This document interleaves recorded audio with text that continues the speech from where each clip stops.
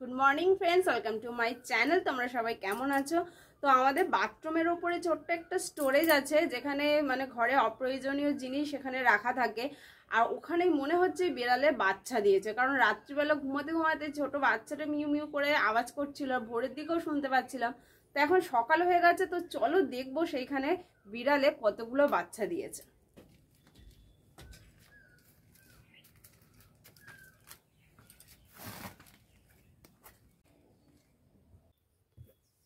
এই দেখো বন্ধুরা, 3টে বাচ্চা হয়েছে।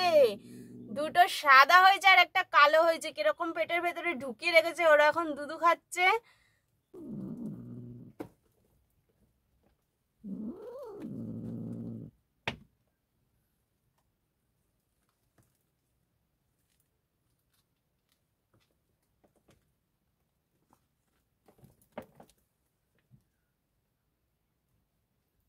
তো চলো আমরা এখন এদেরকে ডিস্টার্ব করব না, চলে যাই।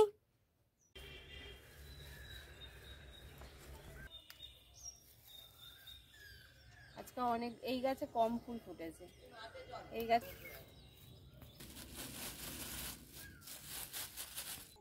তো দুটো গাছ মিলিয়ে আজকে এই যে এতগুলো ফুল ফুটেছে। তো মা বিড়ালটা এখন একটু বাইরে গেছে, আর সেই সুযোগে ছোট্ট বিড়ালগুলোকে বাইরে বের করেছে। দেখো কি কিউট কিউট বাচ্চা হয়েছে। তো আমি রান্না বসিয়ে দিয়েছি, তো ভাত হয়ে গেছে আর এখন তরকারি হচ্ছে, এই যে মাছ ভাজি। তো তোমাদের দাদাভাই ছাদে গিয়ে দেখলো অল্প কটা সজনে ফুল পড়েছে, তো একবারে ওই তরকারির মধ্যে ফুলগুলোও দিয়ে দিলাম। তো বাইরে খুব চড়া রোদ্দুরে সারাদিন অ্যালোভেরা গাছগুলো থাকলে না পাতাগুলো পুরো লাল লাল হয়ে যায়, সেই জন্য একে অল্প একটু রোদ্দুর খাওয়াই, আবার ছাওয়ায় রেখে দিই। তো এখন আমি একটু রোদ্দুরে দিয়ে আসি। তো বন্ধুরা, আমার এই অ্যালোভেরা গাছগুলো কেমন হয়েছে?